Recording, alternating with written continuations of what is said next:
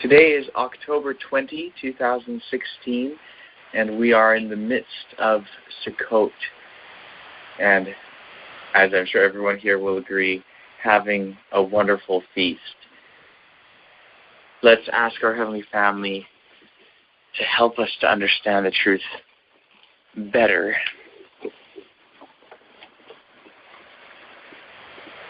Eloheinu, Heavenly Family, thank you so much for this feast. Thank you for the lessons that we can learn from observing it, and thank you for the truths that we're discussing.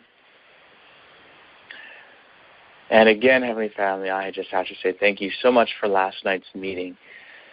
Please help us tonight to have just what we need this night. Please guide it to be the best meeting that it could possibly be. If there's anything in any of our hearts and or in any of our lives that would prevent this meeting from being just what it needs to be, please do guide us to put aside all of those things and to be able to come to you in purity and hearing holy words. Please let this be the case, Heavenly Family. Thank you so much. We ask these things, B'Shem Tzemach. Amen. Amen. Amen. Amen. Okay, so we've been looking here at Serek HaYahad, the community rule. And we are in the section that deals with the two ways or the two spirits. And right now we are around column 4, line 10. And we've discussed to some extent the first two attributes of the spirit of falsehood.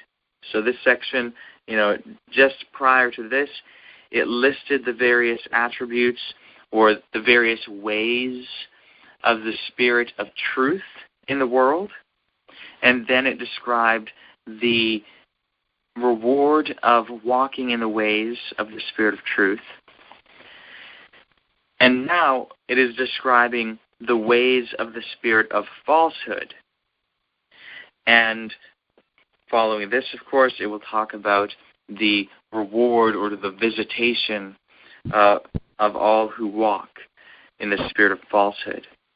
And so we talked about greed, and we started speaking of the second way or the second attribute or aspect of the spirit of falsehood, or the second operation.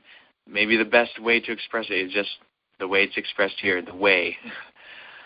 In other words, the spirit has very many different ways of manifesting and showing its operation. And these are those ways. So we talked about greed, and we talked a bit about the second one, which is slackness in the search for righteousness.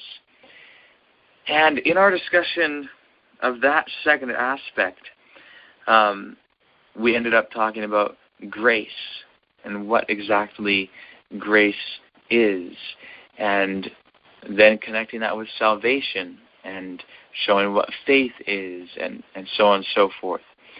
And if anyone is on tonight who was not on last night's call, we highly recommend that you listen to it.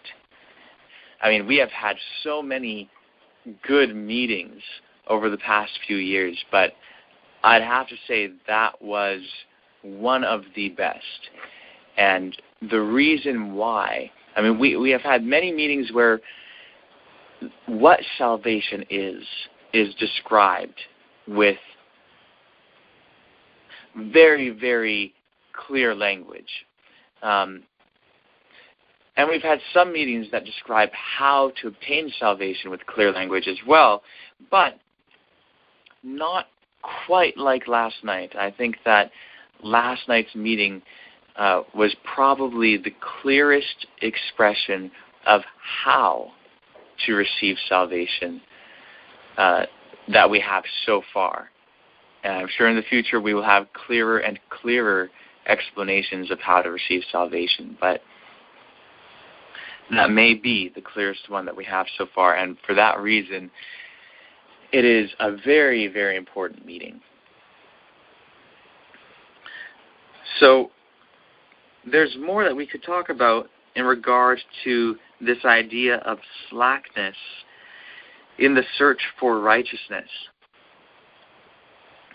So here it is described as being one of the ways of the spirit of falsehood. And one of the things that I just wanted to mention is that falsehood absolutely leads to slackness in the search for righteousness. If someone is influenced by deceit or by lies or by falsehood, that deception places someone in a pattern of thought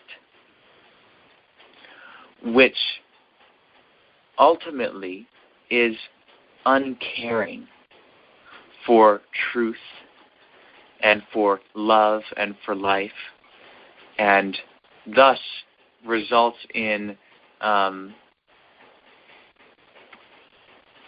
this very thing, slackness in the search for righteousness. So if someone has the truth, and if someone cares about the truth and has the spirit of truth, they will truly seek righteousness. Righteousness is right doing the right thing. Right and wrong is actually defined by the truth, by reality. Something is wrong only because it goes contrary to reality. That's what it means for something to be wrong. It goes against reality.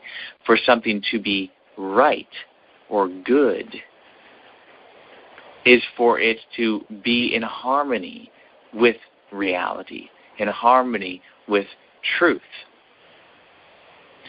And so this leaves you with a place where error, that's what is the opposite of truth, error, false conceptions, that automatically leads someone to not be able to accurately discern between good and bad, between right and wrong. And when someone is unable to discern right and wrong, it's more of a challenge, and it basically tempts someone or encourages someone to not really care to try and find out, because they don't think they can figure out what is right and wrong anyway. So they become lax. They gain a slackness in their search for righteousness. And what has happened in the history of the world is that the whole idea of righteousness and wickedness have become adulterated and confused, and people have not accurately understood them, and they haven't seen their connection with truth. And so people don't really see the need for searching for righteousness. Many people think it doesn't really make that much of a difference whether you behave righteously or not righteously. And most people think that you can't really be righteous anyway. And so because of that, because of these various deceptions, people become slack in their search for righteousness. Most people, at least to some extent, care to do the right thing.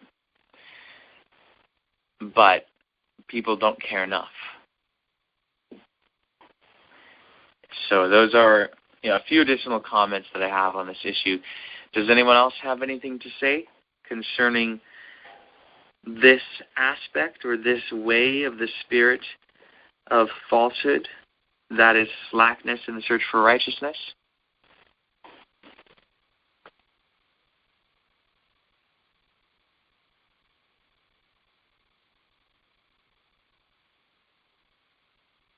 Okay.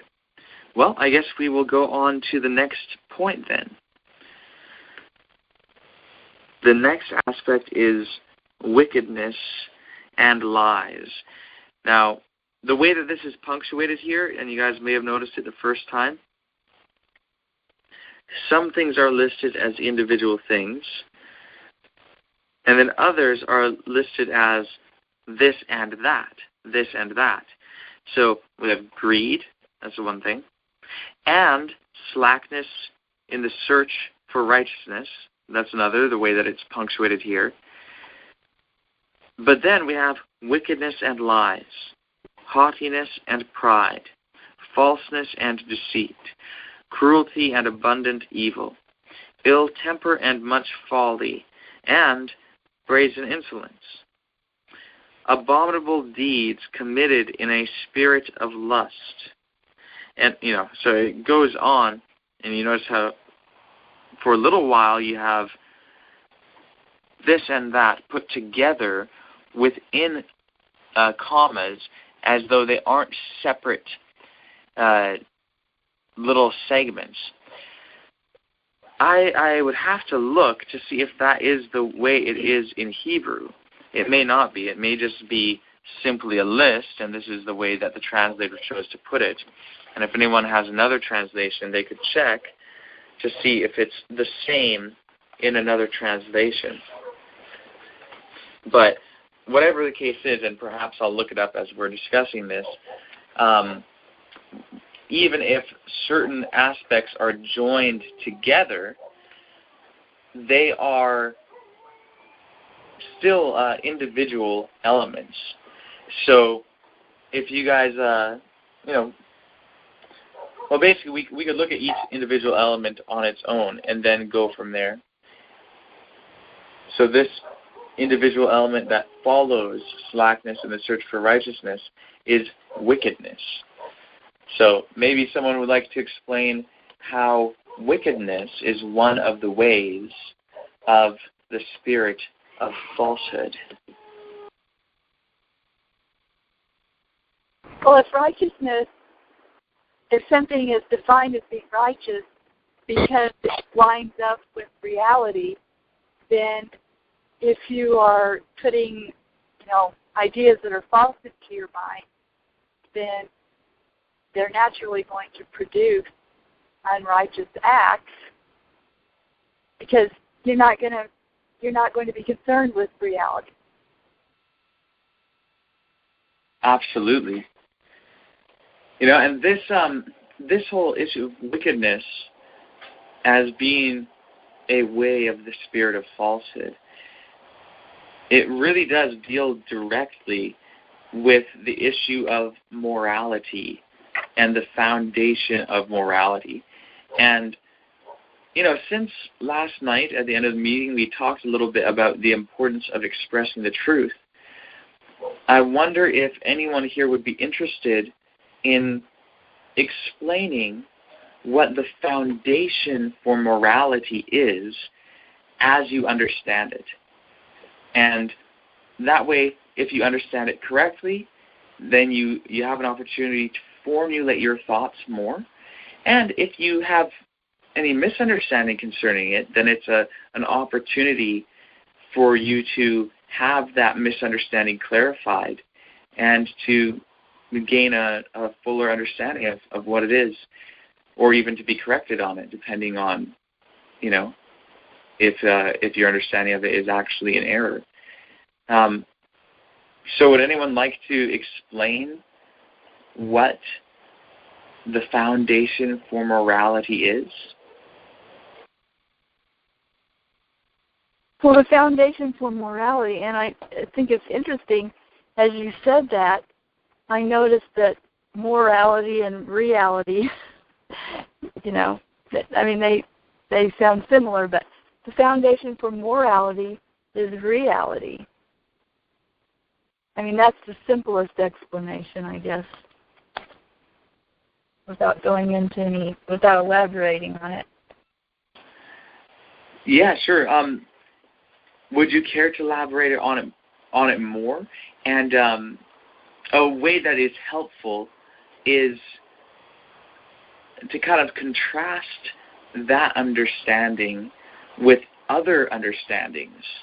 You know, if there's some popular ideas out there as to what the foundation of morality is, maybe you could contrast those ideas with this idea and, you know, thus explain how it is that, basically to explain the reasons why it can be known that reality is the foundation for morality. Well, I'll just say that a lot of people think that morality is defined by some sort of arbitrary rules that God came up with, and that they don't necessarily, they don't make sense to everybody. They don't jive with everybody's thinking, because otherwise more people would be acting more morally. But the reality of it is, in contrast to that, is that the rules, if you will, which are an outgrowth of the principles, are based on what reality is. They're not arbitrary. They're the opposite of arbitrary. You know, they're completely connected to what's real and what makes sense. You know, it makes sense to put good food in your body instead of just yielding to your appetite. You know, all the laws make perfect sense, and they line up with reality. So it's ultimate sanity, basically. You know, if you with every decision, you know, you can either go with what the flesh says, what your appetite is drawing you to, or with what reason says the right thing to do is. And so if you choose the right thing to do, then that's the most sane thing you can possibly do, because you're putting reason over yourself, basically. And so that's why having reality and the love of reality, you know, in your mind draws you to choose that over self. And anytime you choose reason and love over self, it's going to play out in moral action. Amen. I was thinking about it a similar way, but my first thought was morality would have to be tied to the law, and you can boil the law down to love, or selfless love. So, I mean, the foundation, I think, would just be selfless love. Yeah, I would agree with that. I would say that, love is the principle which lays at the foundation of all moral behavior. And when I say behavior, it includes thoughts, words, and deeds. Love is the principle. And so I guess it depends how one understands the question when we talk about what is the foundation of morality. If we're talking about morality as in moral behavior, which is, maybe the most common use of it, or depending on the type of conversation, then I would absolutely agree that love is the answer. If our question, though, is what is the foundation of morality in the sense of what is the underlying principle which determines what is moral and what is not moral. So it's kind of two different aspects. One is what is the foundation to the good aspect, and then the other is what is the determining factor that basically shows what is good behavior and what is bad. And that's kind of the sense in which I was asking what the foundation of morality is. So perhaps it would be clearer for me to ask, what is the thing which decides what is good and what is bad? What is the determining principle or the determining factor? And in a sense, you could still say love, but one might ask, well, why love? Comment? Sure. God is love. Love cannot exist without perfect freedom of choice. And there's two voices in this world that God has allowed working out this sin problem, is the voice of evil and the voice of God's voice, the two ones that are arguing with each other. And we can choose whichever one we want to listen to. And which one we listen to is what determines, whether we're following wickedness, enjoying wickedness, or whether we're following God, morality, righteousness, and love. So that's my 2 cents worth, if it makes any sense. Yeah, I hear what you're saying. It's it's kind of what you're saying is the principle of the two ways or the two spirits. And we have the choice. We can choose which one of them from moment to moment we want to follow, and we can change if we want to too. But we determine, because God can't force us to do right or wrong. Yeah, absolutely. Are there any other comments or thoughts on this question?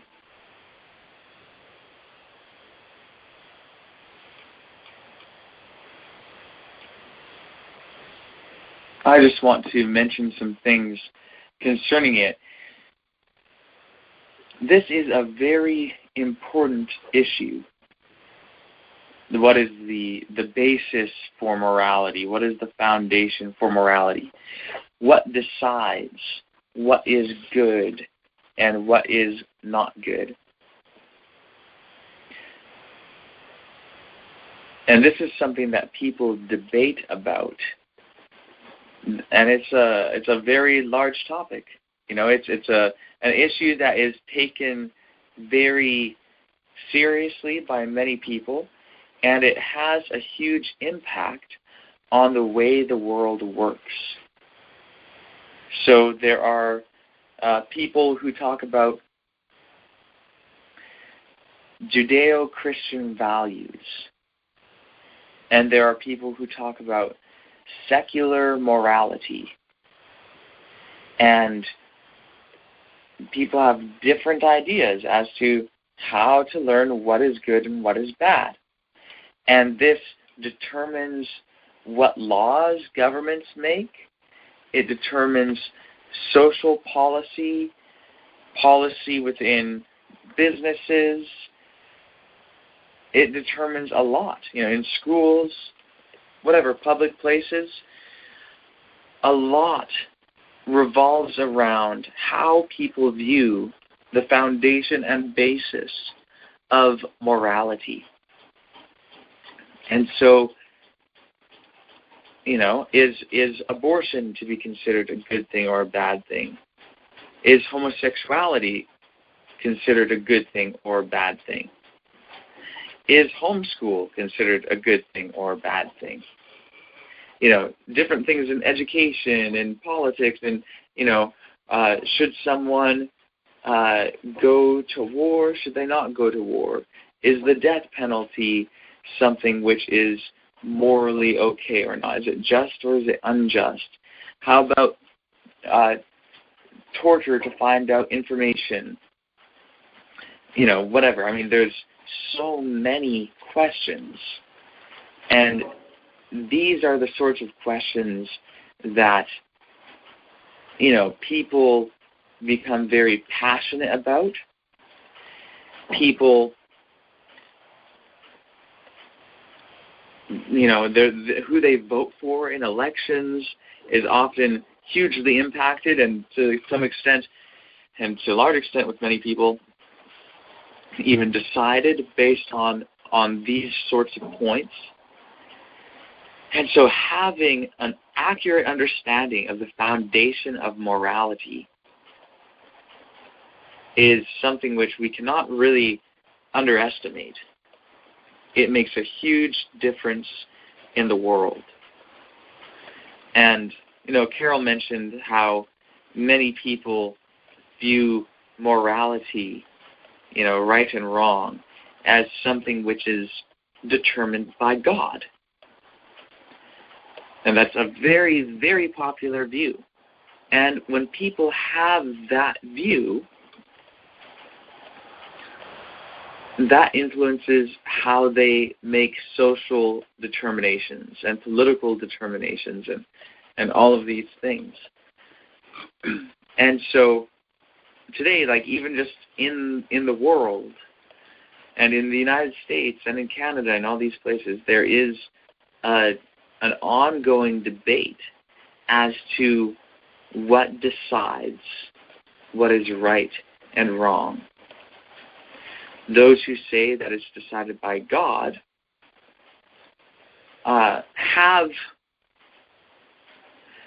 some power behind them, in that many people have that view, and many people have had it for a long time. And so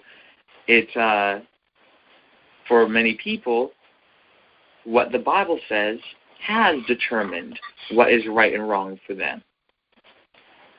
So they think, well, that's what it is. That does determine it. But one of the problems with that is you have people of other religions who believe the same thing, that God determines what is right and wrong. But since they are of another religion and they have other sacred texts which they follow, well, then even though they would agree that right and wrong is determined by what God says, they have a different understanding of what God has said and who God is, and thus have different moral ideas. And even within groups where people share a source as to what God is supposed to have said, they differ in their interpretations of those sources. So when people think that morality is determined by God, it becomes an intensely religious issue which is greatly influenced by other religious points, such as canonization of Scripture. What books do they accept? What books do they not? And various other religious differences. And if those various religious claims cannot actually be tested and either verified or falsified, and if people believe those things without any valid evidence, but they just believe that this is the case and their religious tradition holds to that, and another religious tradition holds something differently, just like you cannot determine based off of that approach which religion is correct, you can likewise not determine which set of moral values is correct, because it's based on the religion. And then what do you do when you are making public policy based off of a view of morality which depends on the authority of a deity? When you make public policy based off of that view of morality, you inevitably end up intertwining church and state. And so it would be wrong, actually, interestingly enough, for governments to make decisions based on a view of morality which says that God decides what is right and wrong. So what you're saying is that truth determines morality. Everybody has different ideas of truth, yes, reality, and we'll talk about this some more, but reality is the thing which determines right and wrong, and that can be demonstrated to be true. It doesn't have to be believed or disbelieved. It's demonstrated to be the case that reality is what determines morality. Now, it's right that people have different understandings of reality, and this is why gaining an understanding of what reality actually is, what does the word reality actually even mean, why that is so important to do. But one thing that we all have in common is a shared reality. I say all. There are exceptions to that. There are people who are so really bent out of shape because of drug abuse or because of certain abuses that they've had in the past or psychological issues or whatever it may be, that they do not share the same reality with the rest of us. There are people who are constantly hallucinating and things like that. But with the exception of those exceptions, we all share a common reality. And though people have different views and different perspectives and different religions, everyone can look up at the sky and say, yeah, the sky is blue. They look and say, oh, yeah, there's such thing as grass and trees and birds. And, you can sit down and have a conversation with someone. You can ask people, well, what is 2 plus 2? And it's not relative, where to some people it's 16, and to others it's 4, and to others it's 5, and to others it's 8. No, there is a definite reality to that, which we all share. People don't really dispute things like 2 plus 2 is 4. That's not like a debated issue. That's something that we all share in common. We all see it. We all agree the sky's blue. 2 plus 2 is 4. Certain foods are good for you. Certain foods are bad for you. Whatever. There are certain things that we all agree upon and that are a shared reality that no one really denies because it's just the physical world around us.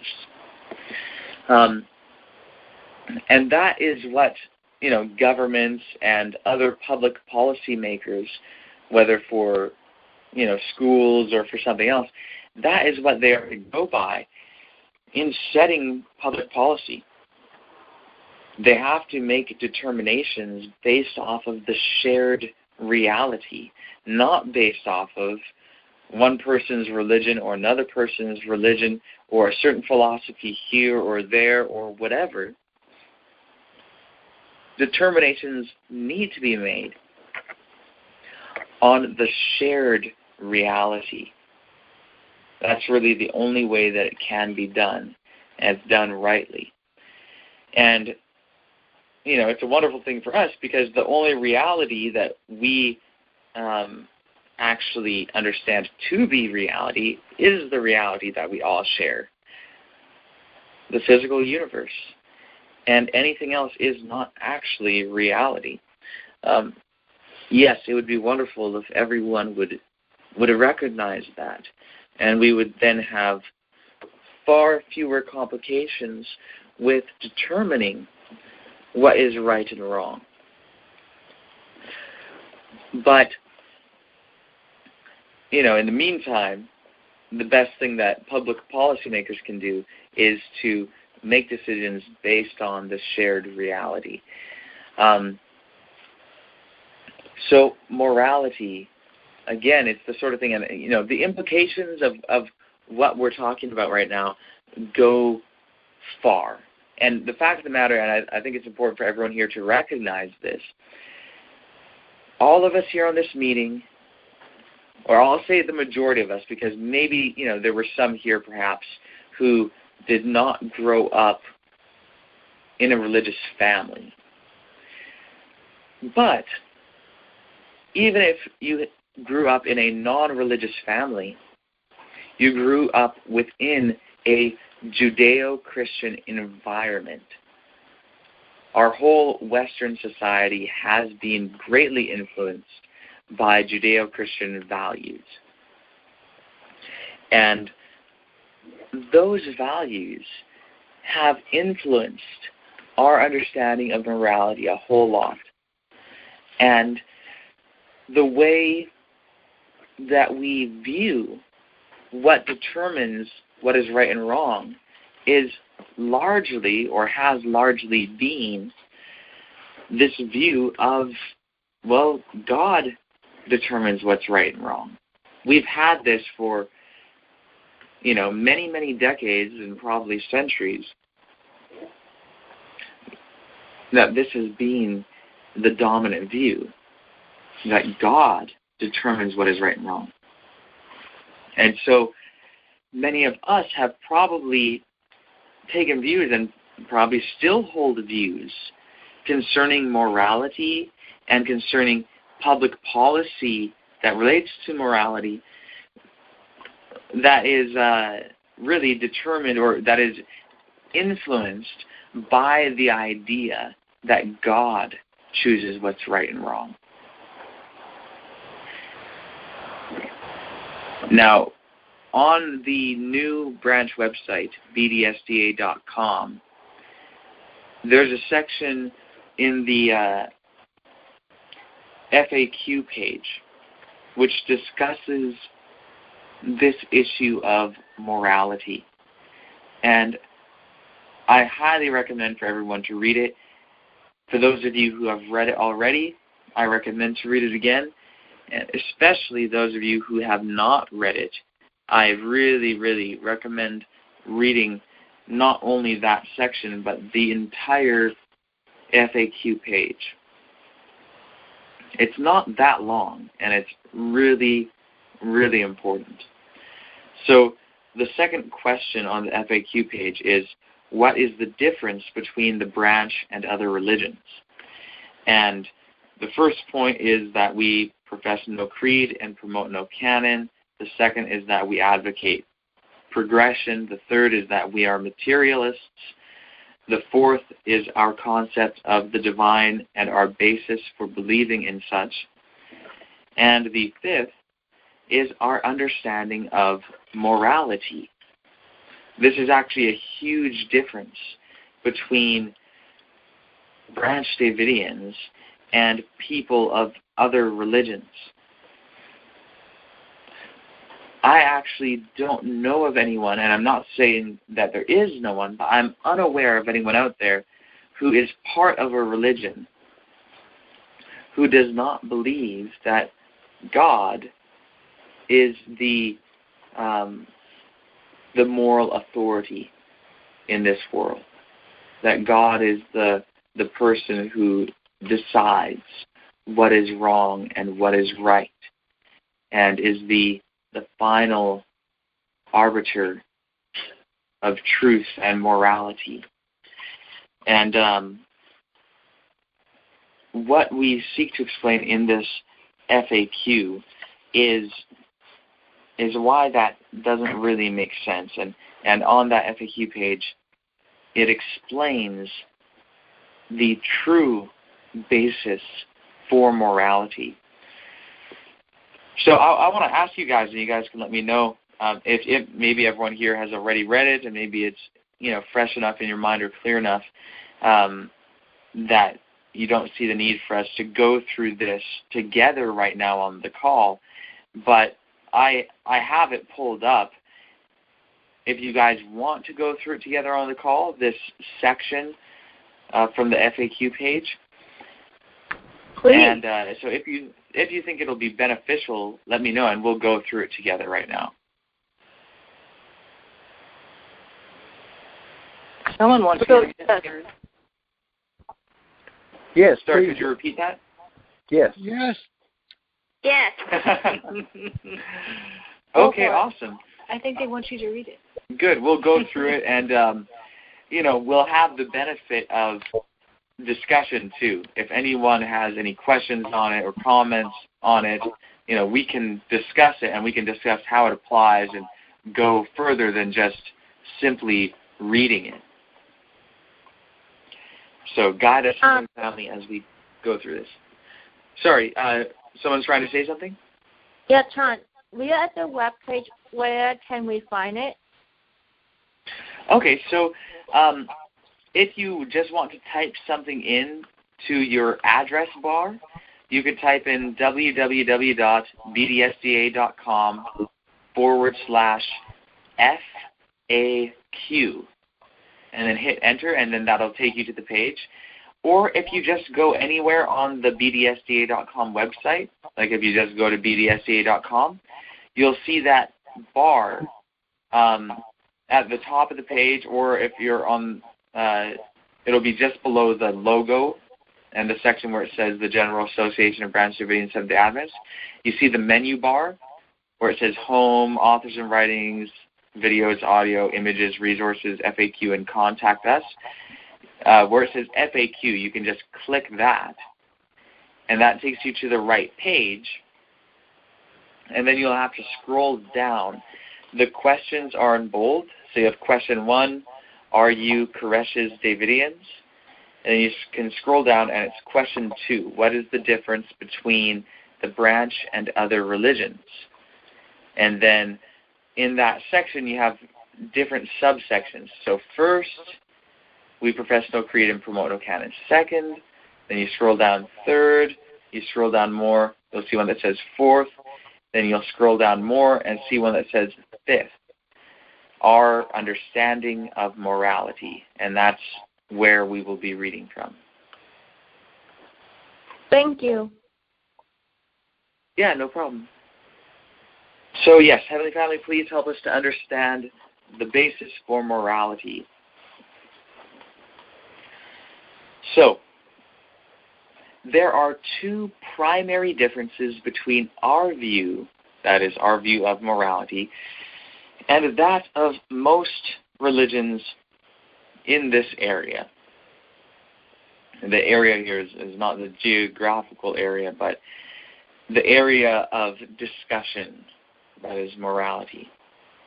They are, 1, the basis of morality, and 2, the solution to immorality. First, the basis.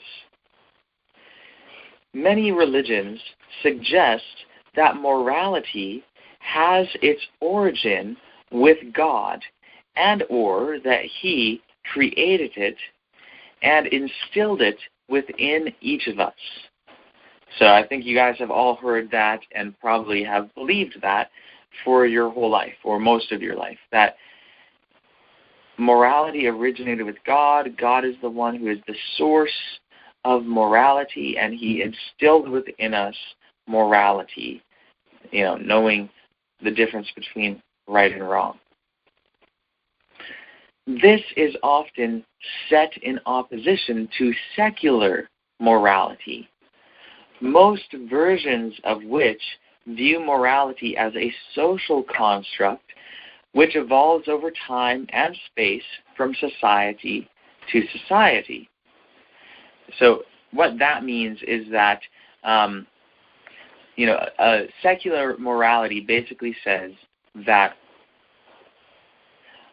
what morality is the agreed upon set of behaviors within a particular society. And it's basically taboos and accepted behaviors. So certain things are viewed as no, that's not accepted, and other things are viewed as yes, this is accepted and perhaps even expected. And this differs from society to society, and it depends on what people agree on. And the factors which result in what is agreed upon and what is not are things like altruism. Like, I agree that this is good for me, so therefore I will do the same thing for you. Kind of like you scratch my back and I'll scratch yours. So it's kind of, that basic idea. is, basically transforms into a more complex moral system where people say, yeah, this is what I recognize is good for me and good for humans in general, and I want to live in a society which holds to these standards. I don't want my belongings stolen, and I expect that most other people don't want their belongings stolen, and so therefore I think it's better that we don't steal each other's belongings. And so society in general agrees upon that idea, and that is what determines what is moral and what is not.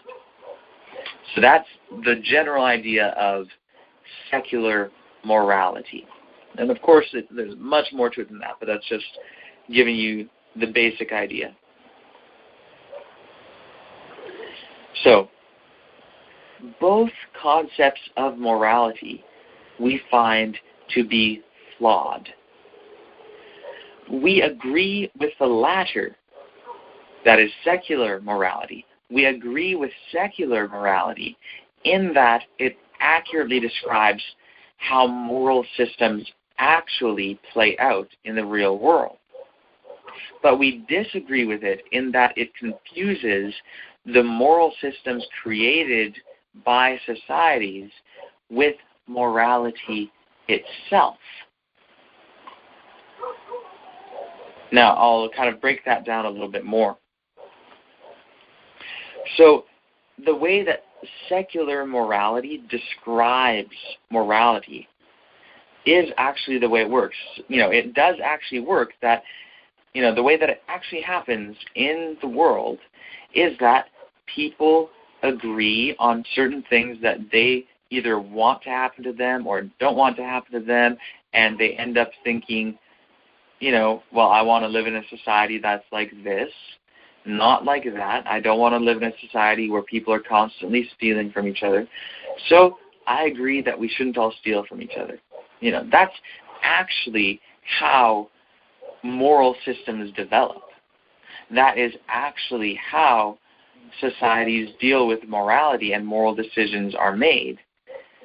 And so that's, secular morality is an accurate description of how moral systems function in the world. And so we agree that that is the case, and that that's how morality does develop within societies. So that's a plus. That's a one-up on religious morality, in a sense that religious morality fails to explain how morality actually works in the world. But the flaw with secular morality is that it says that that is all there is. That morality is merely a social construct. The problem with that is then you end up with contrary moral claims. But if morality is only determined by society, then you have two people or two groups of people saying contrary things about morality. So one group says, well, this thing is right, and another says, no, that thing is not right. And one society says, this thing is wrong, and then another society says, no, that thing is not wrong. And if secular morality is entirely correct, you have contrary moral claims, and you have no determining factor that can show which is right and which is wrong, which ultimately shows that since you have no objective means of determining right and wrong other than the society itself, and you have conflicting ideas between societies and even within societies, you actually then have no basis for saying that one thing is actually morally right and one thing is actually morally wrong in any objective sense, unless the whole world agrees upon it. And there are scarcely any moral issues upon which the whole world agrees. So morality ends up fading into such a subjective arena in which there is really no accountability and no one has any right to really judge another. So if, for instance, morality is ultimately just determined by societies, then modern Western societies have no right to look at another society, whether a modern society or an ancient society, who holds to different moral standards and say that they were wrong. How dare we look back on Nazi Germany and say that they were immoral when they were just doing what their society had determined was immoral? How dare we look back on the United States in the South before the 1860s and say that they were wrong for enslaving Africans when their society had determined that it was okay? And if morality is all about, societies determining what's right and wrong, well, that society determined that that was okay. And so therefore, how can we say that they were wrong? Well, is it because our society determines that it is not okay? So the problem is that with secular morality, if you're going to make any statements about what is right and wrong, you can only make it within the limits of your society, and you then have no right and no basis for judging another society. And then it's a free-for-all between societies. But then you have the problem of defining what is a society. How big does it have to be? Everyone acknowledges that you have broad cultures and subcultures within that broad culture. You have the Western world, and within that Western society and Western culture, you have Canadian culture and Canadian society, and you also have American culture and American society.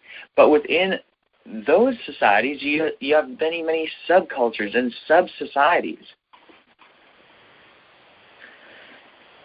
Well, how about, let's just take Native Americans. Well, you have many different tribes within Native Americans. Is each tribe allowed to determine its own morality? Well, how about different groups within those tribes? How about different families? You end up coming to small social groups. Are all of those different societies? And who gives anyone the right to determine what can be counted? Like, who has the authority? Who has the ability to discern what is really a society and what is not a society? Because if one society has no right to determine what another society can say is moral or not, because morality is determined by a society, well then, what if someone says, hey look, my small little community here is my society, and my society says we have determined that stealing from your society is the right thing to do because it's for the benefit of our society. And you have no right to say that we're wrong because we've determined that this is right, and morality is determined by societies. So you could have a small subgroup within a broader culture. Like if you say secular morality is really it, you could have a subgroup within the United States of America. And they could say, well, we have decided that within our group, it is okay to steal from the rest of you. If secular morality is all there is, the United States policymakers, the governing officials, could not have any basis to say, sorry, you're wrong, we are imposing our societal standards on you. What right do they have to do that? Really no right, because it's determined by society, and they are deciding, no, we're kind of a separate society from you, so we make our own moral judgment. And if you're going to say, well, no, you can't do that because you're part of the broader society of the United States. Well, once you make that move, you then give someone else the license to say, hey, wait, look, United States, you cannot make moral decisions independent of us because we are the rest of the world. And then all of a sudden, morality and the society in which we are discussing morality is the global society. The problem with that is that everyone then has to agree on what is right and what is wrong. And the fact is that people don't agree on what is right and what is wrong. And when you come to that level of disagreement, you have the issue of, well, if we're going to discuss what's right and what's wrong, we have to talk about what the determining factor is. What is the basis for what is right and wrong? So you see how even if you go with the society level, ultimately you end up having a discussion within society and between societies, and whether you're talking about the local level or whether you're talking about the global level. But guess what? The global level cannot play out globally with each individual having a say. It can only play out by representatives. And if you have it play out by representatives, then it comes down to the opinions or the perspectives of those representatives. And then you have morality being decided by global representatives, not by the globe, because you can't have it decided by the globe. You can't have it decided by everyone. So this whole thing of it being decided by society, while that is how it functions, as you can see, there's no consensus. There is disagreement, and people battle over it. And so if you're going to say it's down to societies, you have some major problems, because ultimately it becomes arbitrary. It becomes what certain societies say is okay. But what determines what a society is? And ultimately then it comes down to the individual. No matter how you view it, like you can scope it down to a small society. If you define societies very narrowly and very small-like, it ends up coming down to individuals within those very small societies. And then it's just simply their opinion. And then if you go big scale and say, oh no, it's really not this small group, it's a country. Oh, well, no, but a country is part of a larger group, you know. In other words, if you say it can't come down to an individual because they're part of a family, well, then you should also say it can't come down to a family because they're part of a community, and it can't come down to a community because they're part of a state or a province, and it can't come down just to a state or a province because they're part of a country, and it can't come down to a country because they're part of the world. And once you do that, and you define the society as the whole world, you see that there is no consensus, there is no agreement, and then you have a global discussion. And when you have that global discussion, you can't say it comes down to your different societies because the society now is the globe. And when you have a global discussion where everyone is supposedly involved, all of a sudden you're back to the individual level, where it's individuals who decide what's right and wrong. And basically then you have morality being decided by individuals. And then it's a free-for-all. Then if someone says, hey, I have the right to rape, no one can say no. Hey, I have the right to steal, no one can say no. That's the problem with secular morality, is while it does a fair job of describing how it works to a certain degree, it fails at following through all the way. It doesn't work once you break it down to a small scale, or once you enlarge it to a global scale. It ends up falling apart. And because of that, you either have to end up saying that really there's no such thing as morality. It's all just opinion. And if you go with that, then basically you have nothing to fight for, nothing to live for, nothing to die for.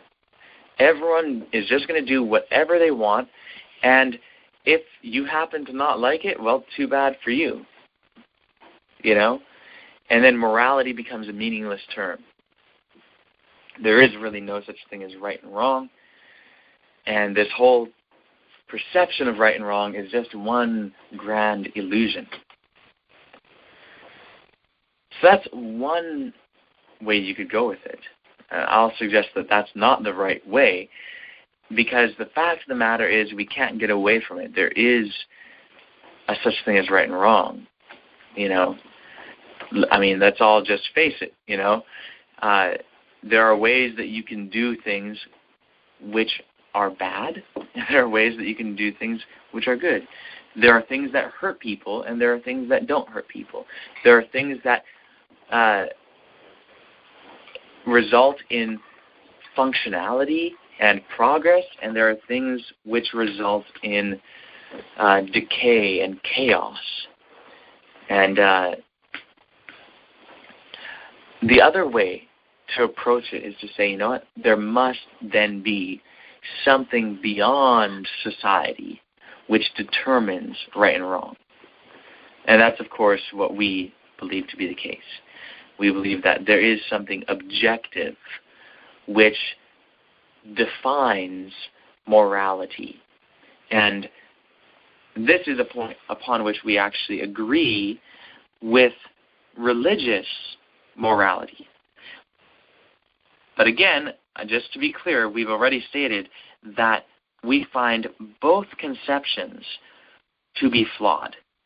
Both ideas, both secular morality and the various views of religious morality, we find them both to be flawed. So we've explained now the problem with secular morality. And we've explained where we agree with secular morality. So now let's look at religious morality.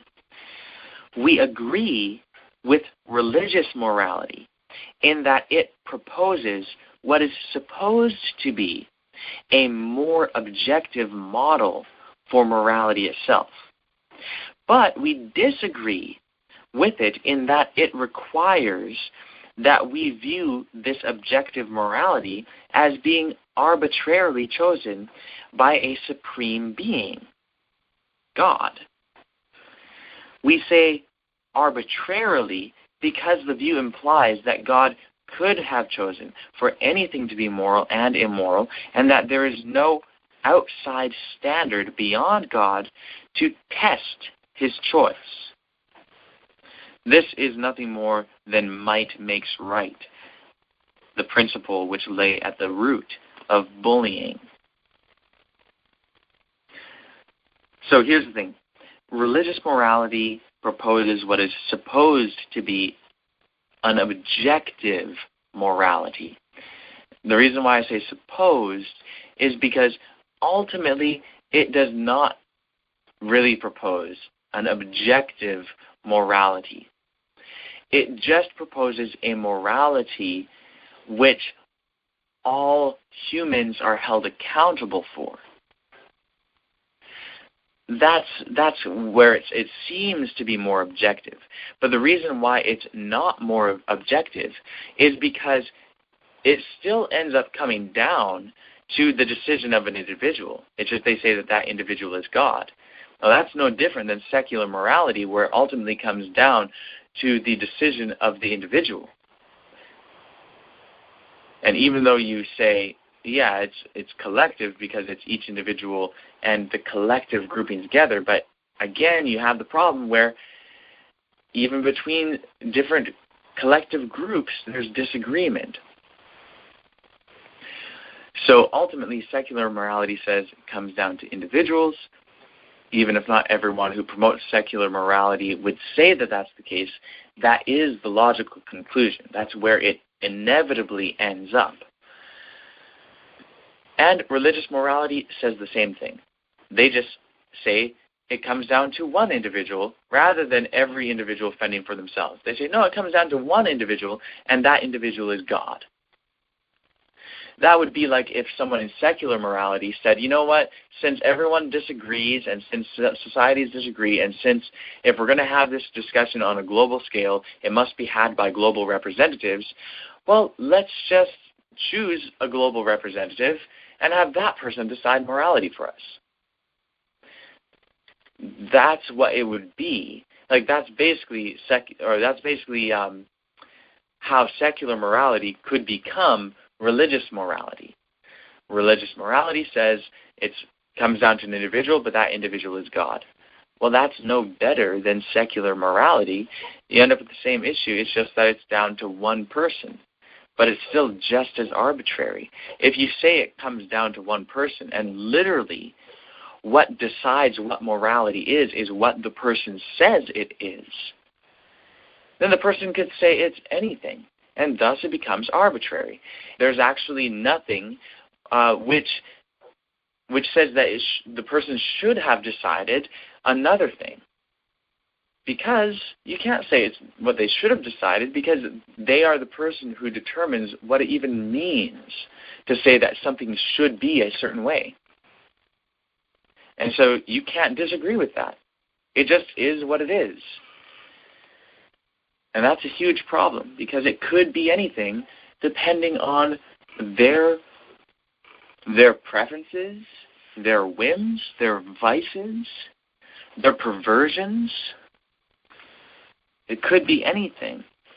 And so if God is the decider of morality, and people say the reason why it's okay for God is because he created everything, so he has a right to decide all the rules. That's a big problem. Let's say someone creates a club, and they make their rules in their club. Well, just because they are the one who started the club and they make the rules, does that mean that they can choose for anything to be right or wrong within their club, and it's actually... And within our club, it's okay to rape people. Does that make it okay to rape people just because it's within their club? Did you pause in there, or did we just lose you for a bit? I'm sorry. You must have lost me. What's the last thing that you heard? I don't recall, but go back about 2 sentences maybe. Okay, sure.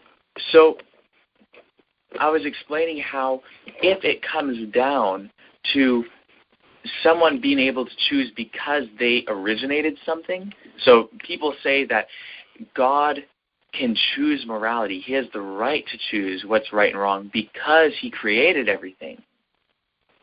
Well, if someone originating something gives them the right to choose between right and wrong, then you could have someone start a club and say, okay, this is a rapist club. And because I started this group, I get to choose what's right and wrong in this group. And we say rape is okay.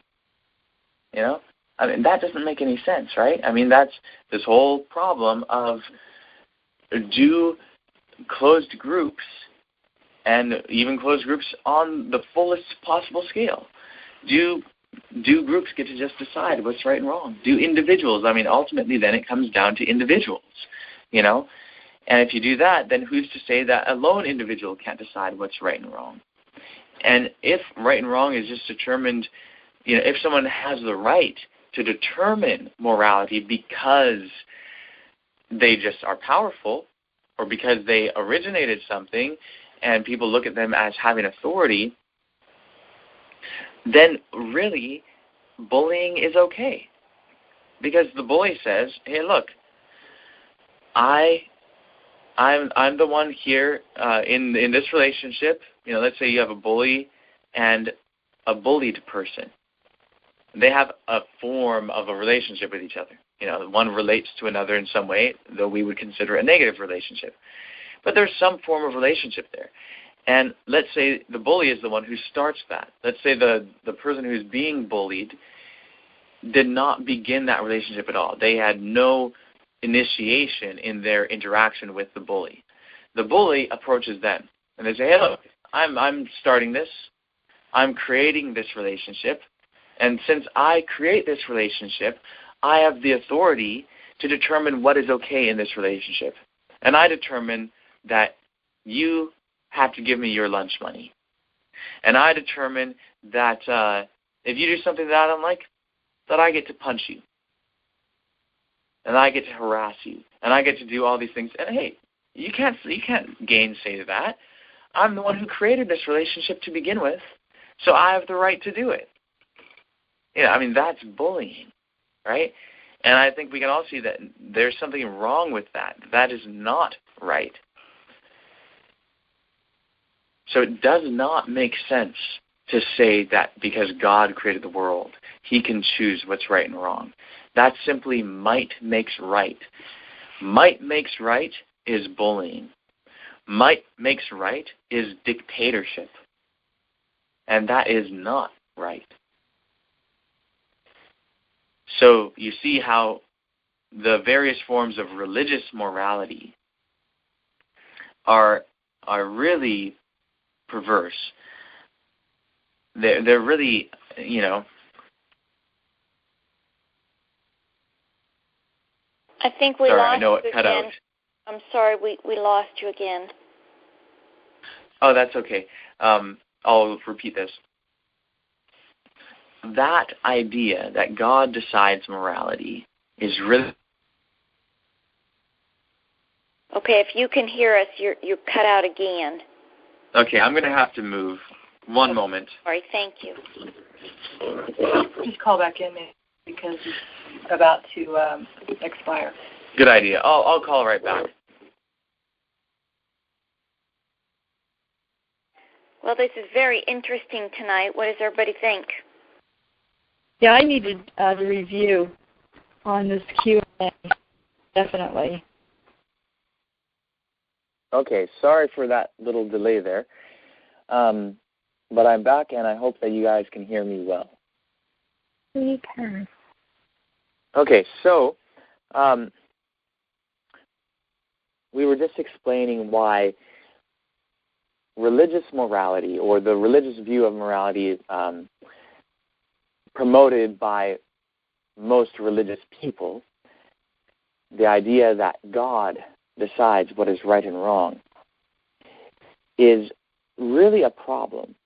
And I was about to illustrate how messed up it is by the actual views that some people have. And I know people who have these sorts of views, and I think that, you guys all here, I'm sure, will be able to see how really messed up it is.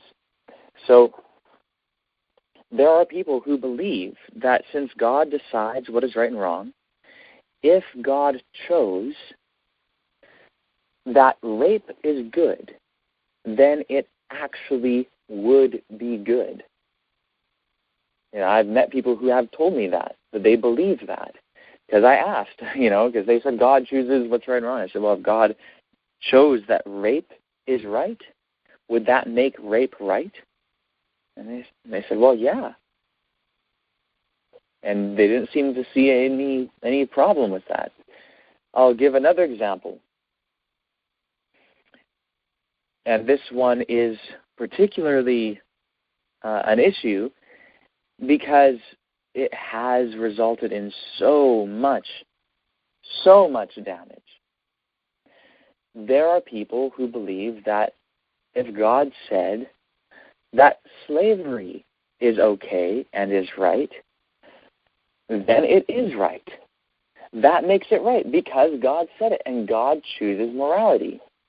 And there have been people who have defended this position and have enslaved others and treated them cruelly and all of that as a result.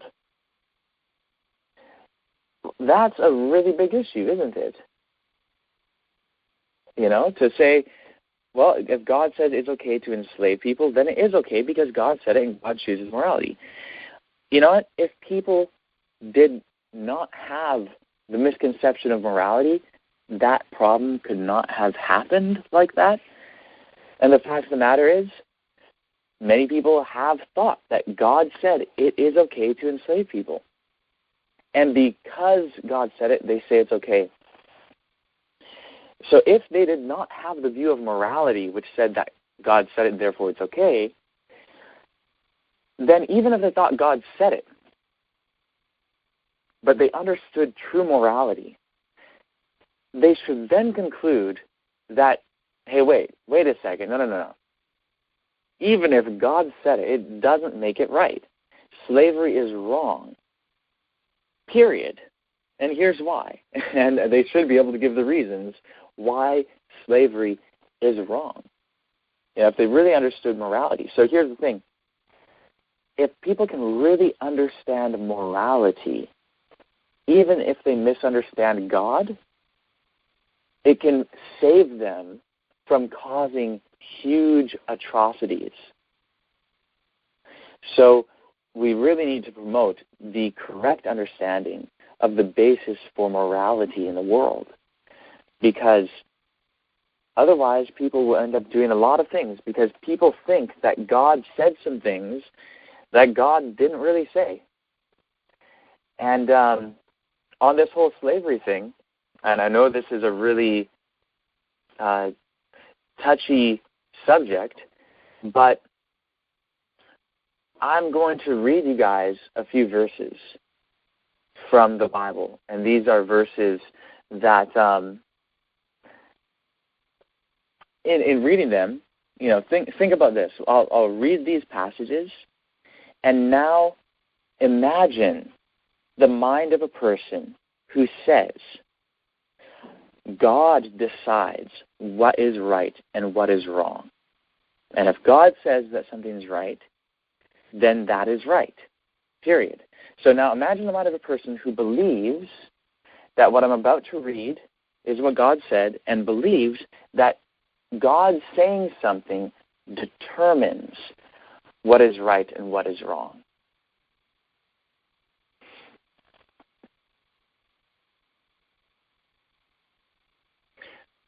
So this is Leviticus 25, verses 39 to 46.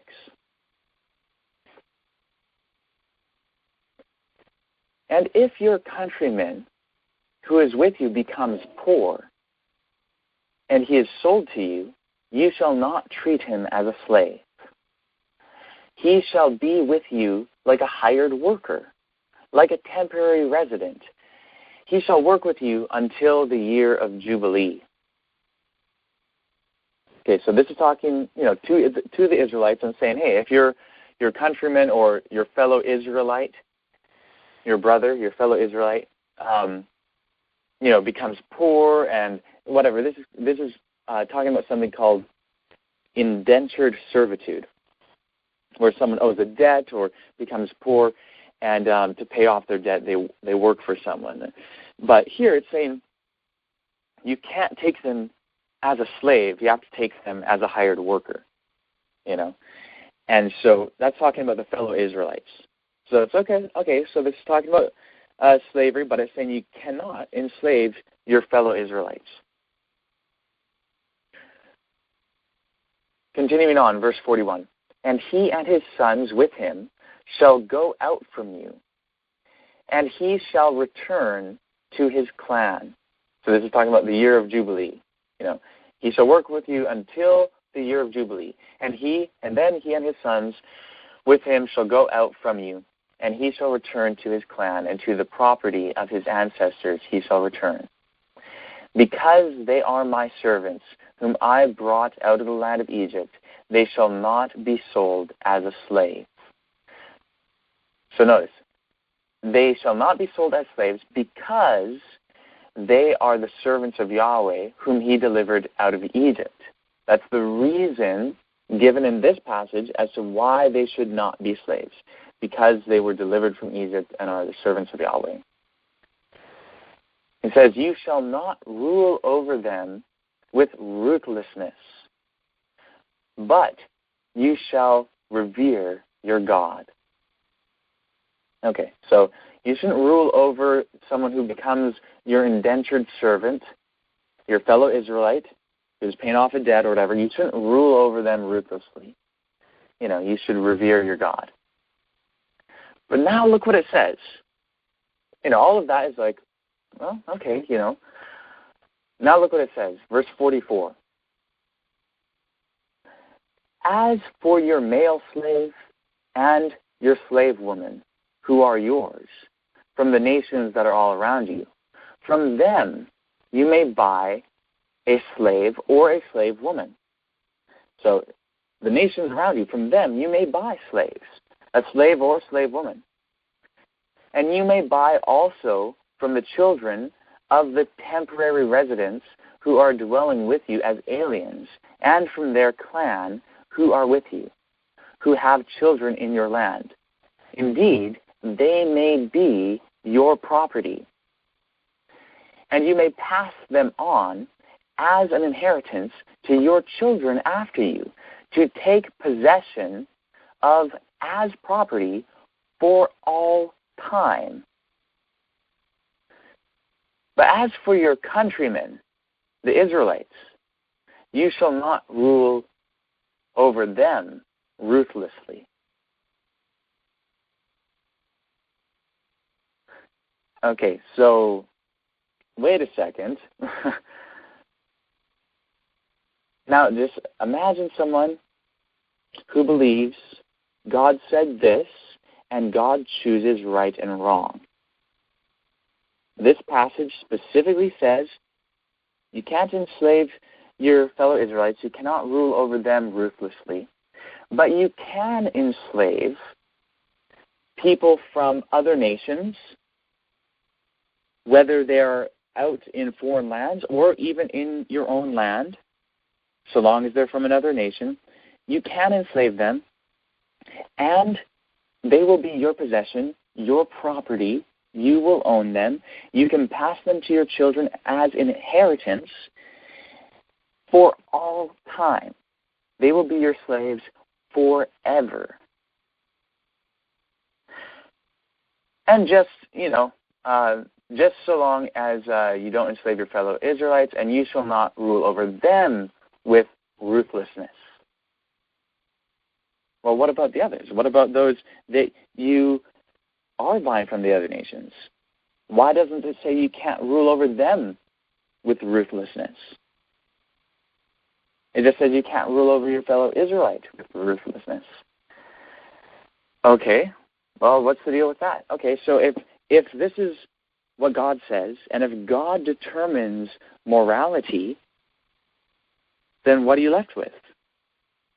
Well, you're left with the Southern United States for a long time. I'll read you guys another passage.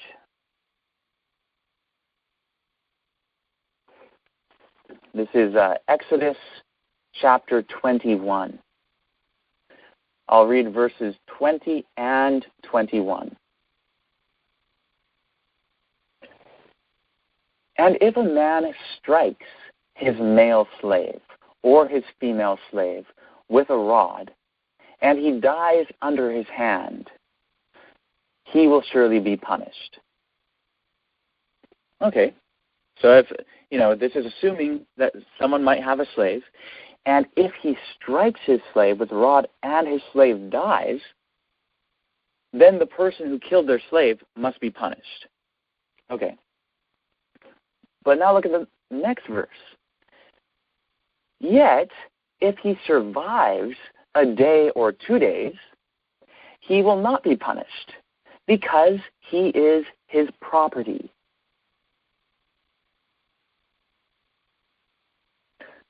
So here it says that if a person has a slave, whether it's a male slave or a female slave, and strikes the slave and the slave dies, then the person is supposed to be punished. It doesn't say really what the punishment is, but the person is supposed to be punished. But if a day or two have passed and the slave haven't died within those first couple days, then there's no punishment. And what's the reason why there's no punishment? Because he is his property. So you can beat your slave, and just so long as your slave doesn't die, there's no punishment. And notice, it's if your slave doesn't die within the first or second day. If your slave dies on the third day, there's still no punishment. So someone could beat their slave to the point where they are in such a condition that they are barely holding on to life for 3 days, and then they die. And because they didn't die within the first couple days, and there might be no real proof that it was because the person hit them, in a sense, then there's no punishment for the person. Okay, so if you have a person who says, morality is determined by what God says, and this is in the Bible, so therefore God said it.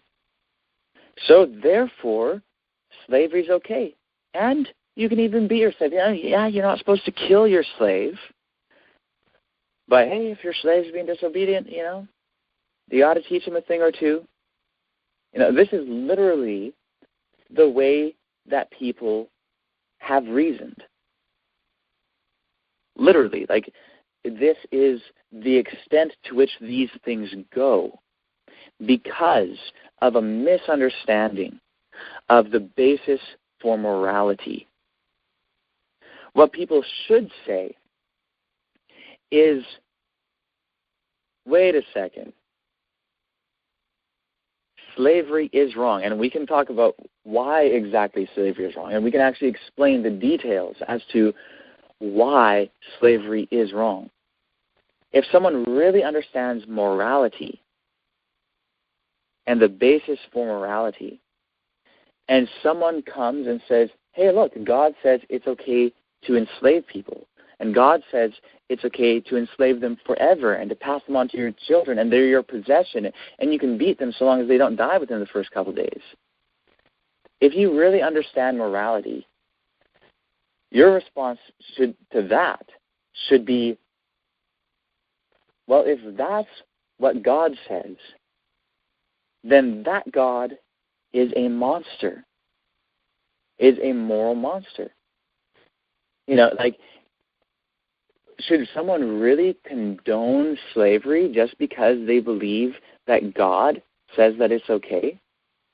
Should someone be willing to beat other human beings and to own other human beings and to pass them on and their children on, and they are perpetually their possession forever just because they think that God said it's okay? Should someone, even if they don't personally do it, should they condone other people doing it because they think God said it's okay? I hope you guys can see how huge of an issue that is, how that is a major problem. And people have done this. This isn't like, oh, imagine how bad that would be. No. This is a reality, This is something that is absolutely reproachable. This is an abomination. This is horrific. I cannot express. I honestly am without words to truly express how absolutely screwed up that is.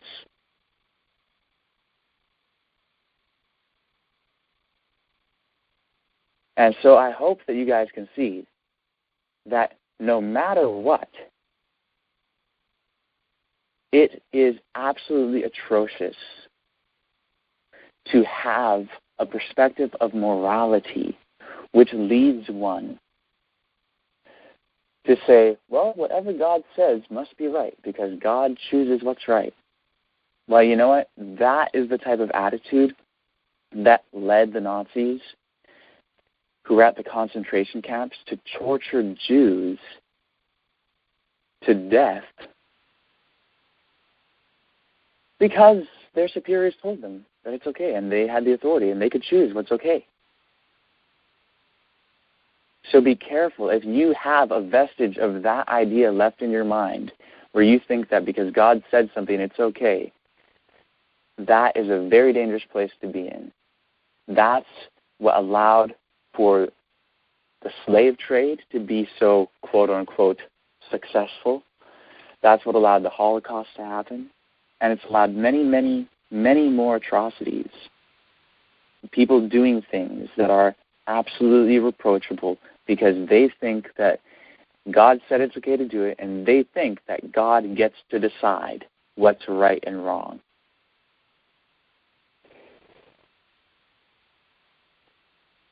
So there's much more to be said on that. Are there any questions or comments? I have one comment. It's not exactly similar, but the concept of eternal torture in hell, before I was a Seventh-day Adventist, I just was so confused by that and, thinking that, again, God is the one that decides that that's right, that you should be tortured forever. And I just used to think, like, who are you, God? It just was so confusing to me that I had a God that would do that to me or to anyone. And I used to say to him, I know you're more merciful than me, but even I wouldn't do that. And so I was so obviously thrilled to find faith that corrected that misunderstanding about our God. Amen. I'm so glad to be a branch. Go ahead, Carol. I'm so glad to be a branch. Amen.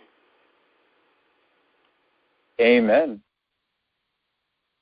I remember reading that part in several other places in regards to slavery, and it never set right with me, and I couldn't quite comprehend why that was so. And now I am so thankful to our Heavenly Family for bringing us to this place of really seeing a morality from the proper perspective, because I know that I have thought those things myself, saying, well, God said it. I don't quite understand it, but it's right there. God said this is how you do it, if that happens. So I always thought, well, there must be a reason. I just didn't understand it. So I'm really glad that God is going to bring us the truth of this now. Amen.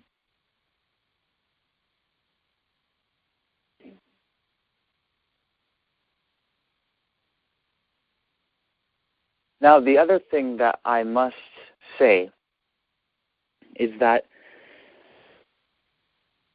in regard to this issue of the Bible and slavery, this is something which many people who do not accept, quote-unquote, the Bible, and many people who are non-religious or are of another religion, many people make a mistake when it comes to these things because people read those passages and say, the Bible promotes slavery, therefore the Bible is wrong. Therefore, and then they throw out the whole Bible. Well, the thing is, to say the Bible ... whenever someone makes a statement like that, it only means so much. And that so much is not much. Because again, as we found, there's no such thing as the Bible. There's a Bible for one community, and there's a Bible for another community, and it's different collections of books. And the fact is that that's what this is. These are collections of writings. The Bible was not written by one person. It does not express one perspective. These are different perspectives that different people had at different times. And so the person who wrote Leviticus 25, verses 39 to 46, and the person who wrote Exodus 21, verses 20 and 21, whether those two were the same person or different people, that was not the same person or people as who wrote the book Ecclesiastes, or certainly not Paul's letters.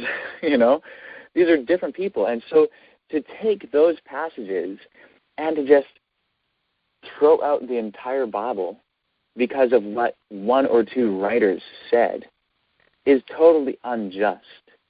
Again, that would be like you writing something down, and then hundreds of years after you wrote something, someone put it together in a book with some writings from other people who express perspectives that you yourself do not agree with, and then someone reads the compiled book and they read something in their writings, in the writing of the other person, that they see as false. And then they throw out your writings because it's in the same book with the guy's writings who they disagree with. I mean, that's literally what's happening. That people throw out Paul's writings, and they throw out the Proverbs and the Psalms of David and all of these other writings because of what it says in Leviticus 25 and Exodus 21. People do that, and other passages. But the point is, you can't judge one writing by another writing. You can't judge one person by another person just because someone compiled their writings in the same book. They didn't compile their writings. They didn't say that they agreed with the other person. So who are we to judge them because of what someone else did? It's truly unjust. And more than that, we've come to see that Exodus wasn't written by just one person. Exodus is a compilation of several people's writings combined together to make what we have today. And Leviticus is the same. So whoever wrote Exodus 20 isn't necessarily the same person who wrote Exodus 21. So it's important to be careful not to judge one person or one person's writings by another person and their writings. So, likewise, we shouldn't read something in the Bible and say, oh, well, I agree with this. I agree with Paul's writings. Therefore, everything that is in this compilation of writings must be right. No, just the fact that it was compiled doesn't mean anything. So that's really how we need to approach it with these things. And we shouldn't try and to justify something just because it was put into a compilation. We shouldn't try and, interpret something to agree with us just because it's in a compilation. We should let things read as they read. And I'll tell you, when I first really read these verses in Leviticus 25 and Exodus 21 and saw them for what they say, I was absolutely shocked. And first thing I did is, this has got to be some sort of translation issue, or there must be textual variance. Nope. I looked up everything. All of the manuscripts, whether you're looking at the Masoretic text or the Septuagint or the various Dead Sea Scroll fragments or whatever, they all say that same thing. And that's what it says, And so what do you do with that? Do you just take it and say, well, it's here. I believe God said it. Therefore, it's right. And that's actually what many people do, even today. Just so you know, I remember when I came across, I was like, someone's got to have an explanation for this. So I'm looking up, and, what people end up doing is denying that it says that, or saying that it says that, but that it's okay. And they just agree with it. And it's like, okay, that is the epitome of danger. That's the start of another Holocaust or another slave trade or, how horrible is that? So this thing of viewing morality rightly is vitally, vitally important. So, what is the true basis of morality? So now I'm kind of looking back here on the website. We've gone through the first paragraph of this 5th section, our understanding of morality. Let's go to the second paragraph. In contrast, our view of the basis of morality is this. Moral claims are just as much claims as are any other, and so must be tested in the same manner as any other claim. The standard by which they must be tested is material reality. This necessitates that material reality is the foundation and standard of morality. We will give some examples to illustrate. The reason why lying is wrong, both morally and in terms of its truth value, is because each lie is a claim contrary to material reality. The reason why stealing is immoral is because in order to steal, one has to pretend, whether in thought or in action, that the object in question is theirs, when in material reality it is not. Murder is wrong because it is the wiping out of a part of material reality, the person. More examples could be given, but this should be sufficient to teach the lesson. Material reality determines what is moral and immoral. The moral is choosing to act in harmony with material reality, and the immoral is choosing to act contrary to material reality. It's as simple as that. Morality. Actually, one moment. Hey, sorry for that interruption here, but there's some sound here, and Teresa's hearing it. I was talking, so I didn't hear it as clearly, but she thinks that there might be wolves in the area.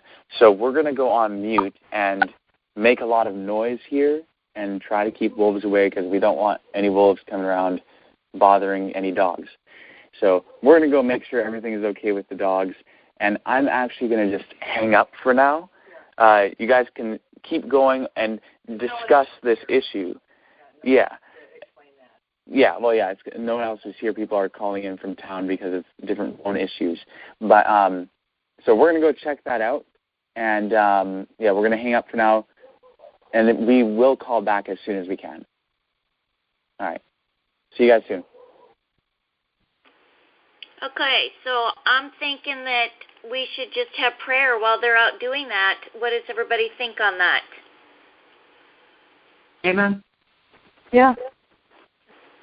Heavenly Family, we just thank you so much for the truth that you're bringing to us tonight. We ask that you open our hearts and our minds to it. And as Trent and Teresa have to leave the phone right now to go take care of things there, we just ask that you send your angels to hedge about each person, each animal, and you know they're sleeping outside in the sukas right now, and you promised that while we're taking care of feasts that you would be taking care of our property. So we're just asking that you fulfill your word at this time and take care of everybody there.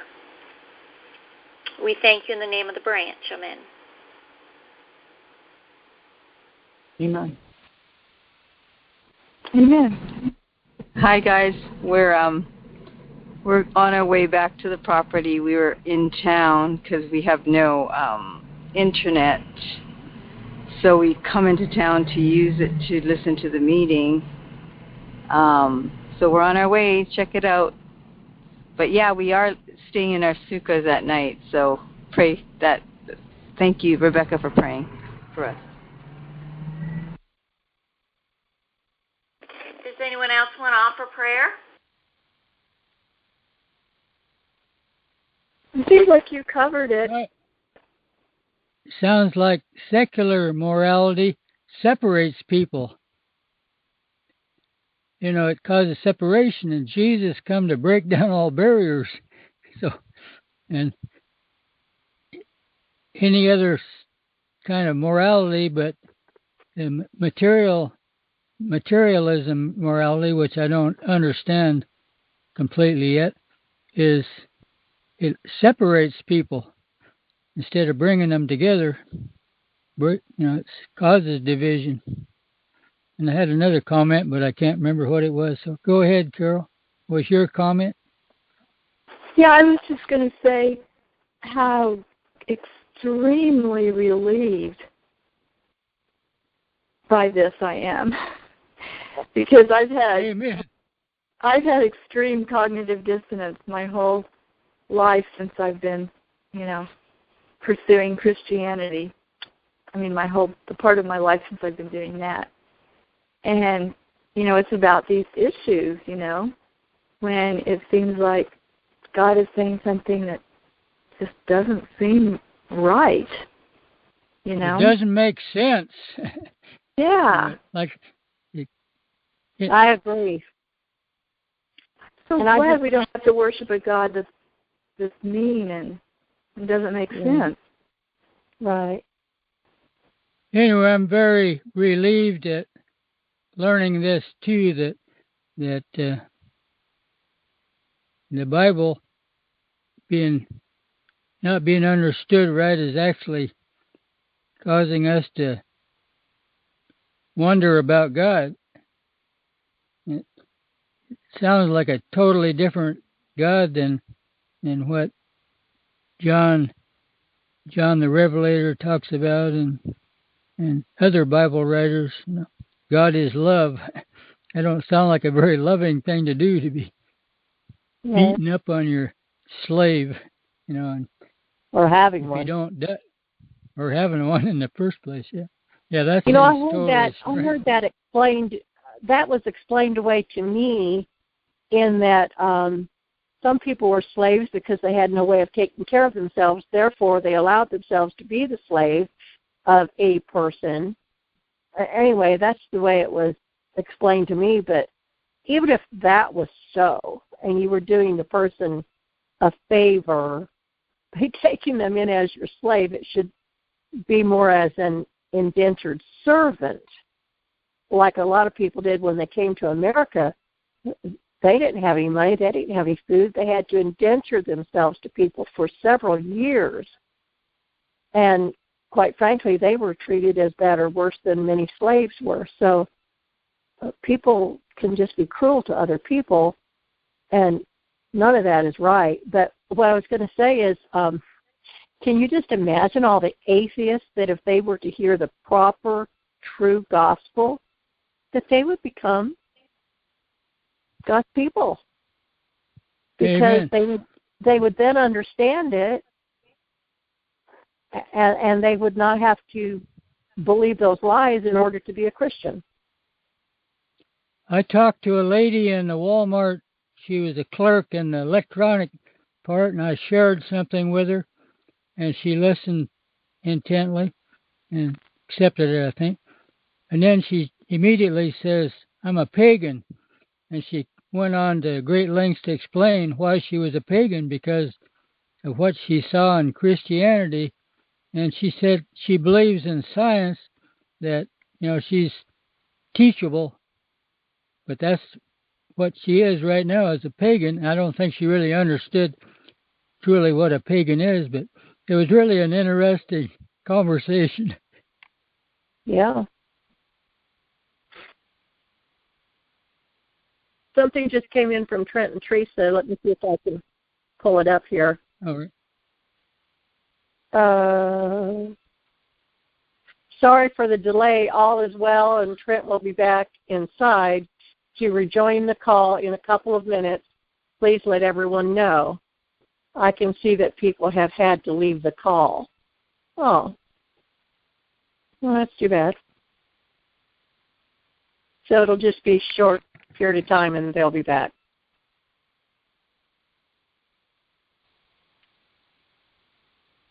Hey, so we're back now. Really sorry for that delay. and I don't know, I'm thinking maybe you guys already know everything is okay. I went and checked on all the dogs and everything, and yeah, it's all good. Todah Rabah Eloheinu. Amen. Yeah, so I know, that this kind of interrupted, and this is such an important topic that we are discussing.